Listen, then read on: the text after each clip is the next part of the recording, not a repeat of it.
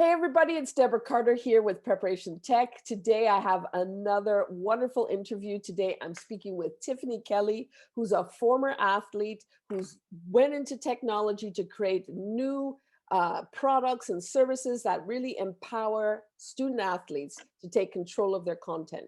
So welcome, Tiffany. Thanks so much for joining us. Hello, thank you for having me. Right, we're so happy you're here. And let's start off by you introducing yourself and telling what you do and how that intersects with technology. So my name's Tiffany Kelly. I'm founder and CEO of Curastory, and we allow video creators to create, monetize, and distribute their videos to all of their channels 100% free. Um, so all of their channels, meaning YouTube, IGTV, Facebook Watch. We're adding TikTok and Reels pretty soon. So that's essentially what we do. We are a tech startup. We have integrations technology that allows content creators to kind of manage their video business essentially in one platform. And we're starting with student athletes, professional athletes, fitness video creators in our segment as our private beta right now. Awesome. So break it down for us. Give us a concrete example of an athlete that's using your platform and explain kind of how they're using it, what kind of content that they're kind of curating. Yeah, good question. So, one athlete I can tell you, AJ Andrews, she's a professional softball player here in the States. And the athletes upload videos that essentially they were going to post to their YouTube, Facebook, Instagram channels anyway. But they post them to Curastory first, and the first screen that they see, they can quickly do like drag and drop editing tools that are super simple. They can browse and scroll through music and genres and add music for free, licensed music, which is a really big pain point for a lot of video creators. If you don't license your music, then it gets taken down from these platforms. And then once that's done, they select what the video is about. So if it's a workout video, or if it's a beauty skincare video, or it's a lifestyle video of them playing games or what they do when they're off the court or off the field, then they select that content tag. And then that is how we match brand advertisers. So AJ and our athletes, they actually get to record their own advertisements. And just like podcast ads, instead of relying on a platform ad like YouTube, which 70% of the time gets skipped. And anytime that someone skips a YouTube video, YouTube advertisement, then the creator doesn't get paid. So we are allowing and empowering creators to record their own advertisements from scripts that are submitted by brands. Um, and they're able to monetize that when they post it to their channels. And if the brand also wants to run like advertisements in Facebook or Google from that video, then the creator is getting paid from that as well. So it's really just empowering them to fully own their videos, fully own their advertisements, and be able to make money from that for a long time. So that's essentially what it is. You're flipping the whole dynamics of influence on its head, right? So typically, I Yeah. guess what would happen is like these student athletes would license their content to Nike or something, and they would get a little lump sum. And then Nike would just do whatever it wants and perhaps create even more money. So, is that it seems like this is almost a social Yeah. justice exercise here because it's making Yeah. these guys woke. I I love that. Yes, we've completely flipped the model. Currently, right now, if brands want to partner with influencers or content creators, they sign up for these other platforms. They browse and scroll thousands of people.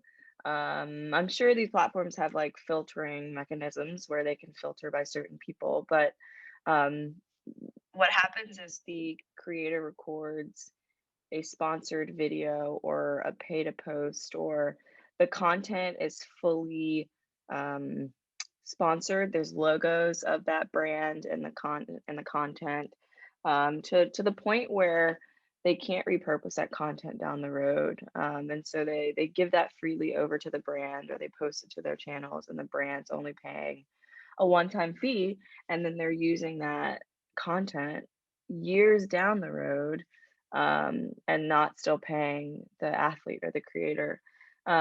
So I think that's very frustrating and annoying if continuing to use my name, image, and likeness and you're not actually paying me. You're only paying me like a small $1,000, $2,000 and using it forever down the road. And they fully own the content, and they've licensed it majority of the time. So they can use it whichever way that they want. With us, the creator, it's their videos, the original videos, the workout videos, the beauty skincare videos that they've created. Majority of them don't have logos in it unless they're a Nike athlete and they just want to show that affiliation.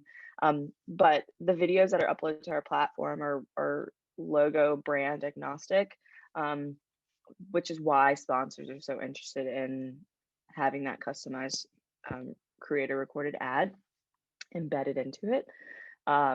And the creator fully owns both of those videos and they post to their channels. So yeah, that I would totally say there's a social justice element to it, and we're completely changing content creator economy, influencer economy as we know it. Wow, I think this is absolutely really interesting. So I had this order for my questions, but let's just freestyle, right? Totally. Yeah, 'Cause for sure.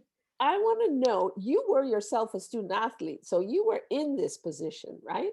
So do you Yeah. think that the average student athlete is kind of woke to the dynamics of this? So yes, I played volleyball for 1 year at a D2 school. I was not playing a sport that was revenue generating for the school. Those revenue generating sports are basketball and football, in the States. And so I didn't have the issues where I was being bombarded with brands and trying to create content and make money from it and things of that nature. But I do believe generations are changing. Student athletes and just millennials and Gen Z, I think they're starting to recognize they're just content whizzes. Like they all want to create content. They all want to make YouTube channels. They all want to create TikTok accounts, and just kind of build their social capital that way.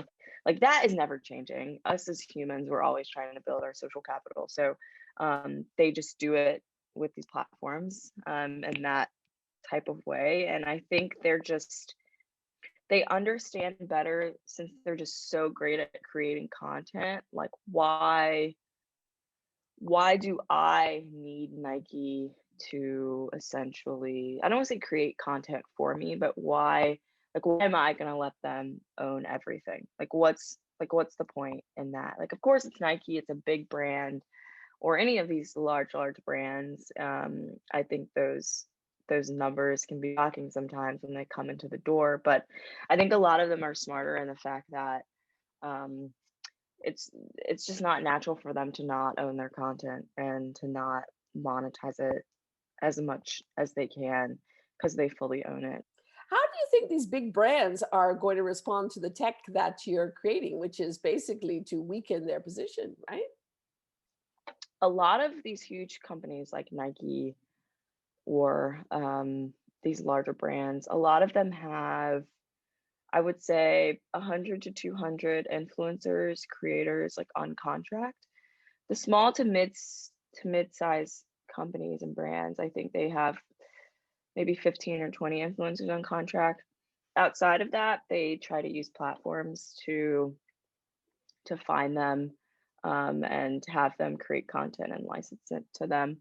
Um, the ones that have the 100 to 200 content creators, influencers, they're definitely pulling back from that because managing 200 people as someone's full-time job is a lot to handle. So, and that's just what we've heard from the brands that we have on our platform. Um, but I wouldn't necessarily say it's weakening. We are changing the model where the content creator fully owns the content, 1,000%, um, which is just making it more of a level playing field. And I think brands have had power for so long. Um, and we're kind of leveling it that way. But we still have a lot of value props for brands to use our platform and to do marketing and sales this way. Take us back to your childhood. What were you like as a kid? What did you like to study? What were your hobbies? Was there someone that influenced the direction of your study and career path? Yes, I love sports growing up. I was a three-sport athlete. I swam, I played volleyball, and I played basketball. My family's also super athletic. My brother played college basketball. My mom ran track in college, and she played basketball. And my dad swam in college, and he is one of the first Black national champions in the States, which is pretty crazy. So super athletic family. I grew up super close to my family. We all love sports, so I knew I wanted to work in sports. Um, Also, being a woman, eventually that went into tech. That wasn't foreign to me. My mom got her degree in computer science. Her Wow. first, yeah, her first job right out of college was with MIT decoding bombs. I don't Whoa. I don't even know. She like coded in basic, like OG um coding language. So it wasn't foreign to me. Like I mean, I always saw my mom on the computer and doing things. And so that was natural growing up to see. And so kind of having this love and seeing tech growing up and then also loving sports. I knew I wanted to go in sports. I just didn't know how. And it was when I had a job shadow for career day at my high school that the PR staff was completely busy that night because Will Ferrell was there and they stuck me with the stats guys. So, and it was just a serendipitous moment because as a 17-year-old, I'm like noticing that everybody knows these guys. Like, why does everyone know these guys? They work out of like a small little closet with two computers. Like, what are they doing that's so insightful and so important that everyone on the basketball team, the NBA team knows who they are? So that kind of like pointed up at me, and that's something that I noticed when I was young. And from then and there forward, I just kind of combined my love for sports, specifically basketball, with okay, like I need to have some statistical data science tech element to the career that I go in sports. And that's when I just started focusing on sports analytics and data science. And I always tell young girls because I feel like and I don't know if you might ask this later, but I feel like so many parents want their kids to be like hardcore into tech, like do this, do that, like gotta do this web online web series or this course, like have to learn X, Y, and Z. But truly, I didn't start doing all that until college. My parents literally let me be a kid and figure out what I loved and what I was passionate about, and that was sports. And so I would just say that that's super crucial too. Like, don't just kind of force tech down kids' throats. If they have a knack for it and they love it, like totally go into that. But if they love dance or ballet or other sports or cooking or literally anything or sewing, just let them do that. Because then down the road, they can always add the toolkit and the skills of tech. Absolutely. So take us back to your college. What did you study exactly in college now? Oh, that's interesting. So my professors didn't even know what sports analytics was. Like my sports professors were just like, what do you want to do? They didn't get it. So I had a hodgepodge of, I basically created my own degree kind of a little bit. So my bachelor's was in sports management. So I had to take all of the courses needed to understand how to run a business, how sports businesses are ran, how um, sports teams, professional teams are ran, because there's a lot of nuances, like the legal aspects, ethics, all of that good stuff, financial. And then I added electives, so many electives. I graduated with so many credits. I think I graduated like 40 or 50 credits above what I needed to graduate. It was pretty intense. I was taking 20 credits, 21 credits every semester, and I think the max is like 17 Oh or my 18. Yeah. God. So my electives were in database management, computer programming, statistics 1, 2, and 3, calculus 1, 2, and 3. Oh my gosh. Oh my gosh. Oh my gosh. Yeah, JavaScript, C++. And I just tried to get as much technical knowledge as I could on the side to marry with my sports management degree. So I was perfectly in the middle of sports business tech, and like statistics and tech. Wow. And Yeah. then you scored a job at ESPN in sports analytics, right? Yes, I did, but it took a year. There were some teams that were just like, "Are you even okay, like being a woman here?" And which is just mind-boggling, because when I tell men this, or like refer or just explain the situation to some of my male friends, they're just like, "Well, why is that a bad question?" I'm just like, "Well, you're not normalizing a woman having this job just because men are the athletes. Like, it should still be normal."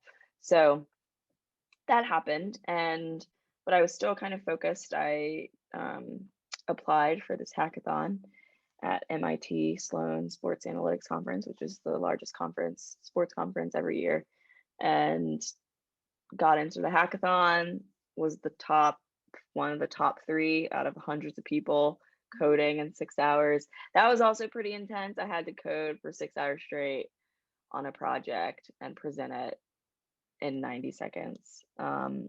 So then I got top 3, and then we had 5 minutes to present it in front of the entire, like, thousands of people at that conference.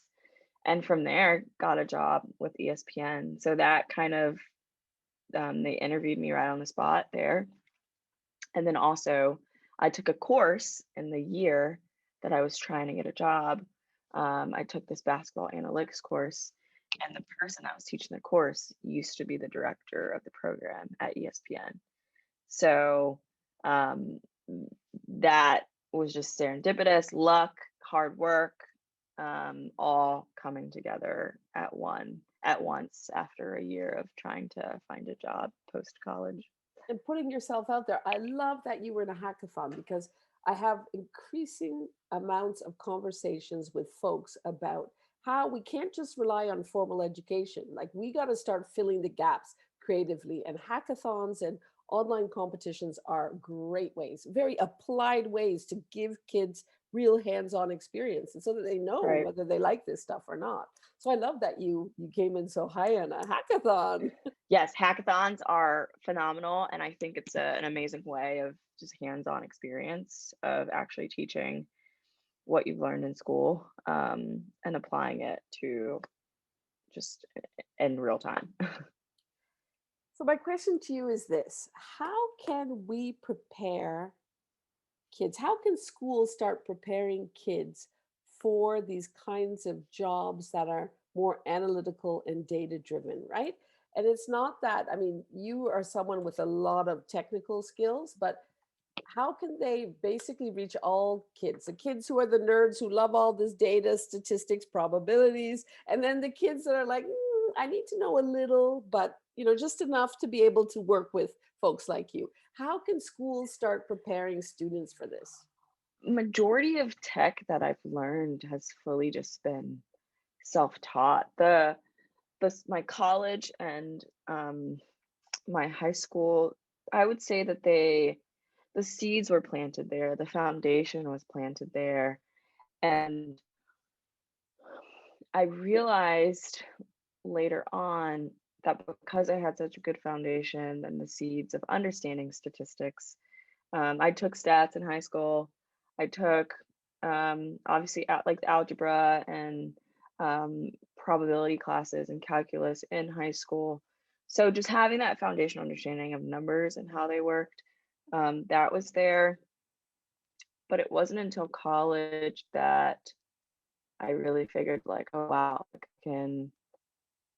I have so much more else to learn on my own, from whether it be Coursera or all these other online courses that I can do.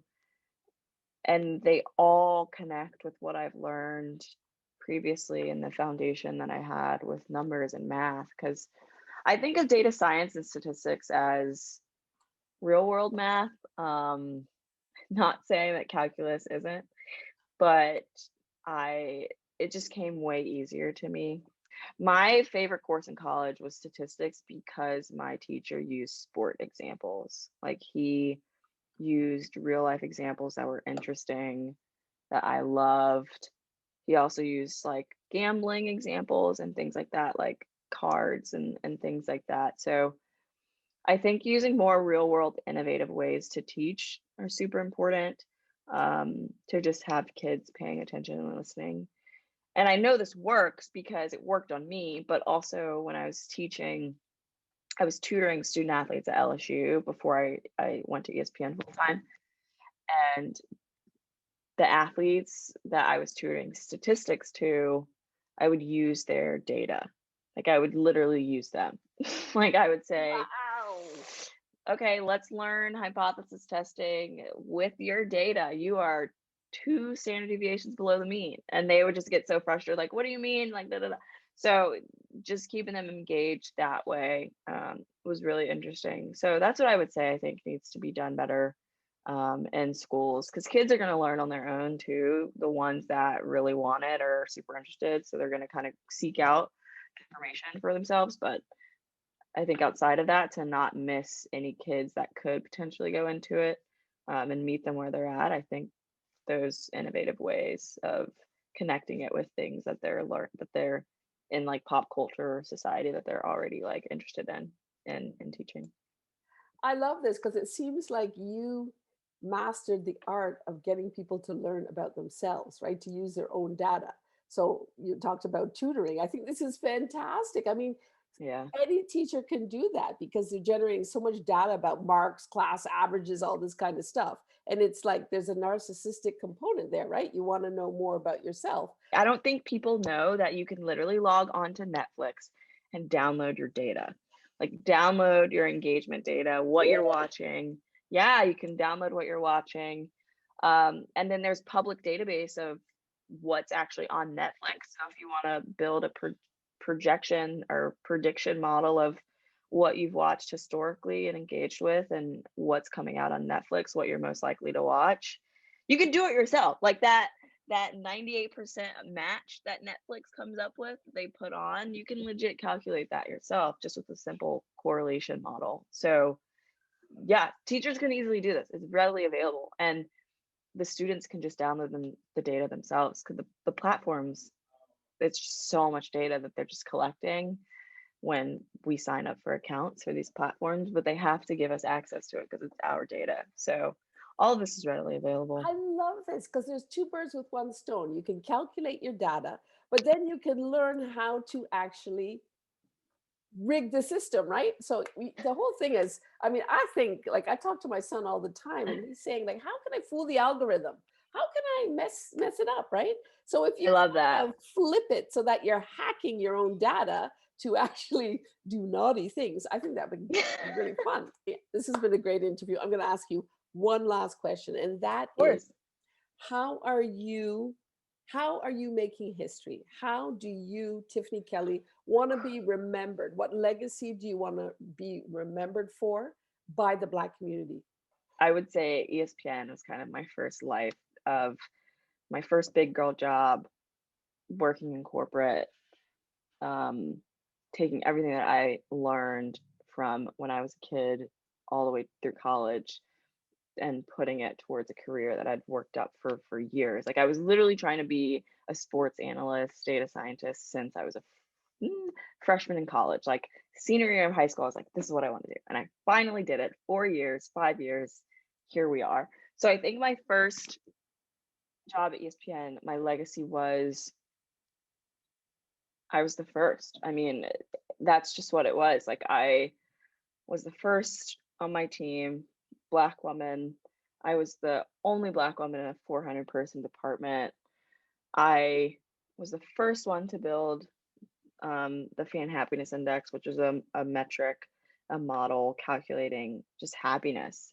So I think my legacy that I left in my first life at ESPN was being the first, bringing up others, being a face that if anyone that looks like me wants to come into this industry, it's attainable, and available for them to do so.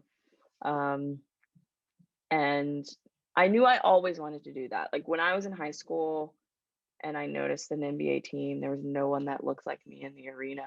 And as a kid, like we just noticed these things. And especially being a minority, I think that that was just in my mind. So um, noticing that, that's why that was my legacy that I think that I left at ESPN, and just bringing more people up that looked like me, that felt like data science was attainable in sports. Now, tech, building a tech startup, founder and CEO. We have our first Black woman, Fortune 500. Yes. Yes. Yes, I just read the exactly. news. Yeah.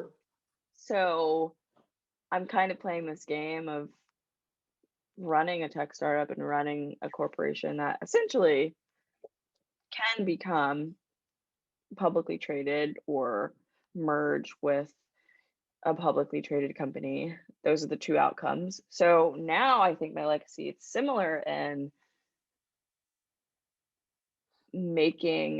becoming a founder, a CEO, running a corporation, running a startup attainable again, because that doesn't seem that way, that we have our first Black woman, Fortune 500, and the only one. So that I think is going to continue to be my legacy throughout my life, of being the first. If I'm not the first, then it's making it more attainable for those that look like me or need mentors or guidance, or just understanding that they can achieve these things and they're not so far out of reach. I think that's really the only reason why we're here. It's to inspire each other, to do what we love to do, and to have many passions, and to not limit ourselves. So that's kind of what I would say is my legacy, and TBD on the rest of the lives that I have. Exactly. What a wonderful way to end the interview. Tiffany, thank you so much. And Yes, of course. I just love the fact that yes, you are being the first and forging new paths, but you're also flipping models.